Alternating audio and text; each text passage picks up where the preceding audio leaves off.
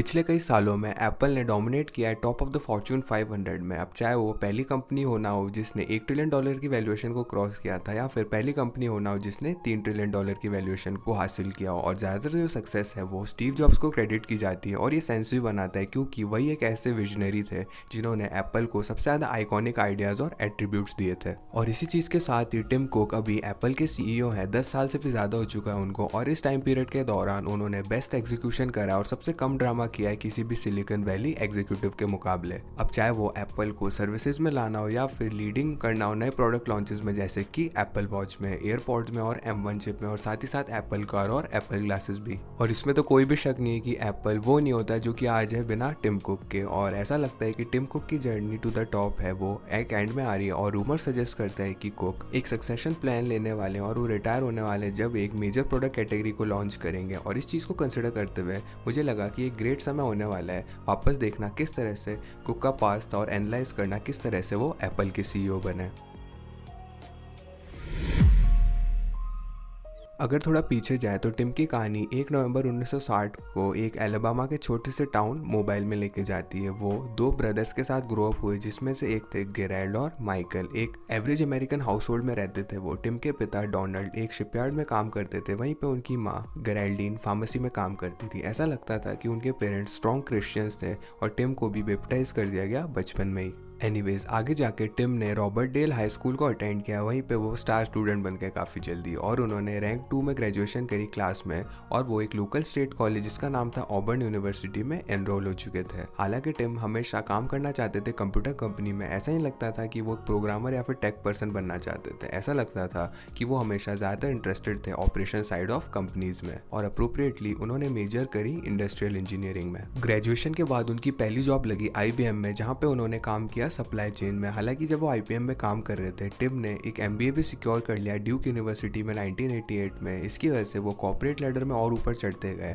और टिम उसके बाद नॉर्थ अमेरिकन फुलफिलमेंट डायरेक्टर बन गए IBM पे। और अपनी रैपिड प्रोग्रेस के साथ ही टिम ने डिसाइड किया कि वो IBM को छोड़ेंगे 12 साल बाद कंपनी में 1994 में, और टिम को हायर कर लिया गया CEO of a small computer retailer जिसका नाम था इंटेलिजेंट इलेक्ट्रॉनिक्स। उन्होंने वहाँ पे अगले 3 सालों तक काम किया, इससे पहले कि वो कॉम्पैक्ट कंप्यूटर कॉर्पोरेशन में जंप करते वाइस प्रेसिडेंट की तरह। और इसी टाइम के आसपास एप्पल काफ़ी खराब काम कर रहा था, रेवेन्यू काफ़ी नीचे चला गया था, और कंपनी बैंकरप्ट होने वाली थी। मीनवाइल स्टीव जॉब्स कंपनी से दूर थे, 1 दशक से भी ज़्यादा हो चुका था इस चीज़ को, और कुछ ही समय में एप्पल ने एग्री कर लिया कि वो नेक्स्ट सॉफ्टवेयर को एक्वायर करेंगे। इसी की वजह से स्टीव वापस से एप्पल में आए, और ओरिजिनली स्टीव एक टेम्परेरी CEO थे, मगर ये क्विकली क्लियर हो गया एप्पल वालों को कि स्टीव से अच्छा कोई नहीं था उस रोल के लिए, क्योंकि हालात ही कुछ ऐसे थे। और जैसे ही स्टीव ने असेंबल करी नई एग्जीक्यूटिव टीम को, जिसकी वजह से एप्पल को वो लोग रिवाइव कर सके, जो सबसे पहले लोग उन्होंने इनवाइट करे उस कंपनी को ज्वाइन करने के लिए वो थे ऑफ कोर्स टिम कुक। पहले तो टिम को श्योर नहीं था कि क्या वो एप्पल को ज्वाइन करेंगे या नहीं, मगर एक चीज़ के लिए वो बहुत श्योर थे कि वो एटलीस्ट स्टीव जॉब्स से तो मिलेंगे। और हम में से बहुत सारे लोगों की तरह टिम खुद काफ़ी बड़े फैन थे स्टीव जॉब्स के, और वो इन्हें क्रिएटिव जीनियस मानते थे। मगर मीटिंग में स्टीव जॉब्स ने उन्हें अपने विजन के बारे में बताया, जो कि इवेंचुअली iMac बनने वाला था। और जब उन्होंने स्टीव का विजन के बारे में सुना तो टिम को ये चीज़ तो पता थी कि वो इसे करने ही वाले हैं। और जब टिम ने इस खबर को अपने दोस्तों और फैमिली वालों को बताया तो वो उन सबको लगा कि वो पागल हो चुके, क्योंकि वो एक एग्जीक्यूटिव रोल को गिव अप कर रहे थे एस्टैब्लिश कंप्यूटर कंपनी में इन ऑर्डर टू ज्वाइन एक ऐसी कंपनी जो कि खत्म होने वाली थी। तो ये पागलपनी था। टिम एडमिट करते हैं कि यहाँ पे कोई भी लॉजिकल वे नहीं था इसको जस्टिफाई करने का अपने एक्शंस के लिए, मगर इसी चीज़ के साथ ही टिम को ये चीज़ तो पता थी कि स्टीव के साथ काम करना once in a lifetime की अपॉर्चुनिटी है। तो टिम ने अपने दिल की बात सुनी और एप्पल को ज्वाइन किया 1998 में। हालांकि उन्होंने ऐसी कंपनी ज्वाइन करी थी जिसमें ब्यूटीफुल प्रोडक्ट्स और UI के लिए जानी जाती थी, टिम ने कभी भी इन एस्पेक्ट्स में काम नहीं किया। उन्हें पता था कि वो एक्सपर्ट है सप्लाई चेन में, और वहीं पे उन्होंने फोकस किया अपने एफर्ट्स को as a senior vice president of worldwide operations. Tim का पहला ऑर्डर ऑफ बिजनेस था कि एप्पल की एग्जिस्टिंग सप्लाई चेन को कम करेंगे कॉम्प्लेक्सिटी कम करने के लिए। इसी वजह से टिम ने number of supply chain vendors को 100 से सिर्फ 24 कर दिया, और उन्होंने नंबर ऑफ वेयर हाउसेस को भी आधा कर दिया, और उन्होंने एप्पल को कॉन्ट्रैक्ट मैन्युफैक्चरिंग पर शिफ्ट कर दिया। और कॉन्ट्रैक्ट मैन्युफैक्चरिंग बेसिकली ये होती है जब आप थर्ड पार्टी कंपनीज को हायर करते हो हैंडल करने के लिए बहुत सारे पार्ट ऑफ प्रोडक्शन को और असेंबली प्रोसेस को, जैसे कि TSMC और फॉक्सकॉन करती है। ये कंपनीज बहुत सारे बाकी टेक कंपनीज के साथ भी काम करती है, जिसकी वजह से एक्स्ट्राऑर्डिनरी इकोनॉमीज ऑफ स्केल में पहुंच जाती है। और सप्लाई चेन को साफ करने के साथ ही टिम ने काफ़ी सारा अपना एफर्ट इन्वेंट्री मैनेजमेंट में भी लगाया। और जो सबसे बड़ा हीरा है एप्पल की सप्लाई चेन का वो है जस्ट इन टाइम या फिर जीआईटी मैन्युफैक्चरिंग। और इसकी जड़ें टिम को ट्रेस करती है। जीआईटी मैन्युफैक्चरिंग ये आइडिया है कि वो एलिमिनेट करेंगे इन्वेंट्री को, और एक आइडियल जीआईटी इम्प्लीमेंटेशन में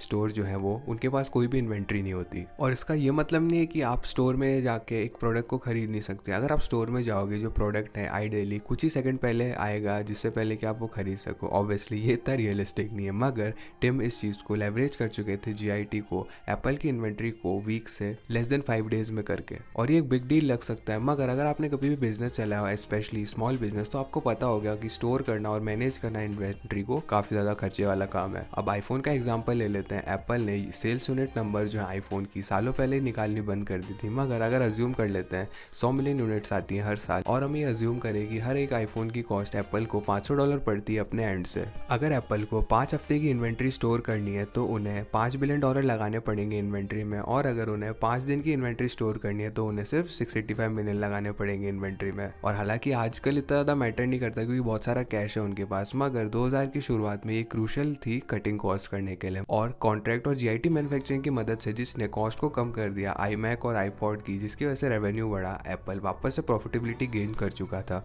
जिसकी वजह से स्टीव जॉब्स आईफोन पे फोकस कर चुके थे जो कि काफ़ी बड़ी सक्सेस थी। मगर सारी चीज़ें अच्छी नहीं थी क्योंकि स्टीव को डायग्नोस किया गया पैनक्रियाटिक कैंसर में, जिसकी वजह से उनके मुश्किल हो चुका था एप्पल को और अपनी पर्सनल हेल्थ को एक साथ मैनेज करना। एक पॉइंट पे स्टीव को एक लीवर ट्रांसप्लांट की ज़रूरत थी और कुछ सोर्सेज यही कहते हैं कि टिम ने अपना लीवर डोनेट करने का कहा था उन्हें, मगर स्टीव ने उस ऑफर को डिक्लाइन कर दिया। हालांकि स्टीव ने टिम के ऑफर को डिक्लाइन कर दिया, स्टीव की हेल्थ और ख़राब होती जा रही थी। उन्होंने ज़्यादा से ज़्यादा टास्क टिम को दिए जब तक कि वो इंटर्म सीईओ नहीं बने 2009 तक। स्टीव वापस से उस साल के एंड में आए, मगर 2011 की शुरुआत में उन्होंने एक और मेडिकल लीव ले ली एब्सेंस में, और इसके बाद उन्होंने रिजाइन कर दिया अगस्त 2011 में, जिसकी वजह से टिम कुक परमानेंट सीईओ बन गए। और पहले कुछ साल टीम के लीडरशिप के काफ़ी आसान थे क्योंकि आईफोन अडॉप्शन पीक करने वाला था और बहुत सारे ऑब्वियस फीचर थे इंट्रोड्यूस करने के लिए, जैसे कि टच आईडी और एक बड़ी स्क्रीन। मगर आईफोन की सेल्स इवेंचुअली पीक कर चुकी थी मगर डिक्लाइन भी करने वाली थी, और यहीं पे टिम की स्किल्स जो सीईओ की तरह वो टेस्ट होने वाली थी।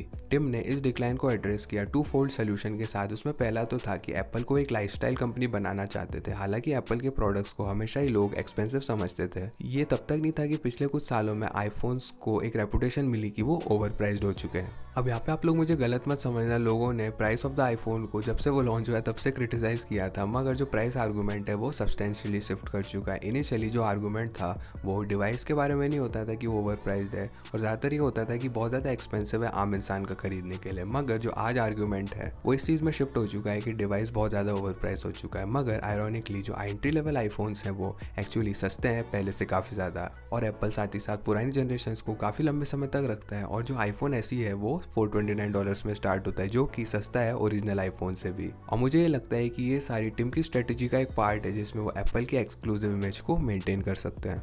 अगर एप्पल के प्रेजेंटेशंस फोकस करते किस तरह से उनके एंट्री लेवल आईफोन सस्ते हैं पहले से, तो लाइकली एप्पल की इमेज को डिग्रेड कर देते हैं। हाउएवर जब वो फोकस कर रहे हैं प्रो और प्रो मैक्स वर्जन पे जो कि $1000 से ज़्यादा की कॉस्ट करते हैं, टिम ब्रिलियंटली मीडिया को एप्पल के प्रोडक्ट की इमेज ऐसे पेंट कर रहे हैं जैसे कि वो एक्सक्लूसिव और डिजायरेबल प्रोडक्ट्स। और मुझे लगता है कि बाकी ओवर प्राइस प्रोडक्ट्स जैसे कि एप्पल व्हील्स और जो प्रो स्टैंड है वो भी सेम पर्पज सॉल्व करते हैं। ये प्रोडक्ट सिंपली डिफाइन करते हैं एप्पल की इमेज को, वहीं पे जो एप्पल के रियल रेवेन्यू ड्राइवर्स है वो है उनके सस्ते products. Aside from crafting this genius balance, अब चाहे वो ब्रांड इमेज में हो और प्रैक्टिकल प्रोडक्ट्स में हो, टिम ने एप्पल की डिपेंडेंस आईफोन में भी कम कर दी सर्विसेज को एम्ब्रेस करके। चाहे वो iCloud हो, एप्पल म्यूजिक हो, एप्पल टीवी हो, कोई भी हो, वो सारे मैसिव हिट्स हैं एप्पल के लिए। एज ऑफ अक्टूबर 2020 एप्पल के पास लिटरली 585 मिलियन पेड सब्सक्राइबर्स हैं। अगर एक में से एक भी सब्सक्राइबर एप्पल उसे $5 पर मंथ देता है तो हम अराउंड $3 बिलियन का रेवेन्यू देख रहे हैं पर मंथ, और $35 बिलियन का रेवेन्यू देख रहे हैं हर साल। इस चीज़ को कंसिडर करते हुए ये चीज़ इतनी सरप्राइजिंग नहीं है कि एप्पल के रेवेन्यू फिगर्स बहुत ज़्यादा है पहले से भी,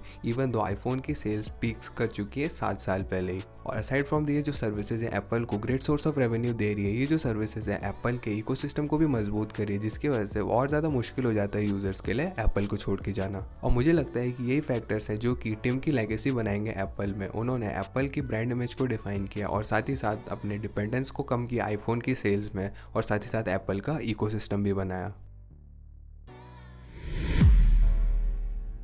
और आगे बढ़ते हुए ऐसा लगता है कि टिम एक्साइटेड है एक और प्रोडक्ट लॉन्च करने में, जो कि या तो एप्पल ग्लासेस होंगे या फिर एप्पल कार होगी। जो ग्लासेस है वो मेजर स्टेप होंगे एआर मार्केट में, और वहीं पे एप्पल कार होगी मेजर स्टेप होगी ईवी और ऑटोनॉमी इंडस्ट्री में।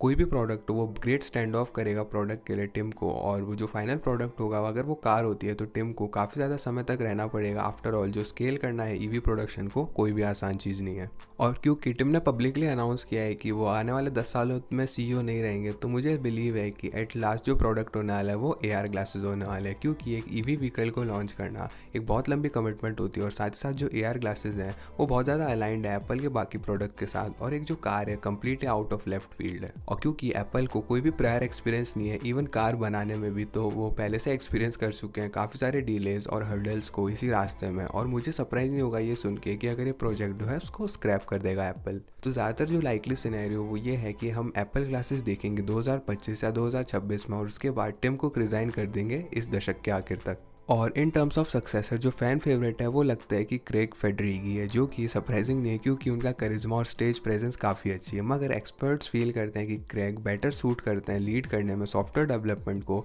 एज अपोज टू सीईओ बनने के लिए। और मुझे एक चीज़ तो कहनी पड़ेगी, अगर क्रेग सीईओ भी बन जाते हैं तो एप्पल की प्रेजेंटेशन काफ़ी मज़ेदार होने वाली है, ऑलमोस्ट स्टीव जॉब की प्रेजेंटेशन की तरह। मगर हमको इंतज़ार करना होगा और देखना होगा। In the mean time Apple का स्टॉक पहले ही 10 गुना बढ़ चुका है टिम की लीडरशिप में, तो इस पॉइंट पर टिम के लिए मैटर ऑफ टाइम है कि वो अपनी जर्नी को यही खत्म करें और फेयरवेल कह दें। आप लोगों को क्या लगता है टिम कब तक रिटायर होंगे, और क्या लगता है कि कौन उन्हें रिप्लेस करेगा? कमेंट करके जरूर बताना। साथ साथ इस वीडियो को लाइक कीजिएगा अगर आप एक्साइटेड है टिम के आखिरी प्रोडक्ट को देखने के लिए, और साथ साथ हमारे इंटरनेशनल चैनल्स को चेकआउट कीजिएगा हमारे वीडियो बाकी लैंग्वेजेस में देखने के लिए, और चैनल को सब्सक्राइब कीजिएगा बाकी क्वेश्चंस लॉजिकली आंसर्ड देखने के लिए। मैं था चिरंजीव, मैं मिलता हूँ आपसे अगली वीडियो में।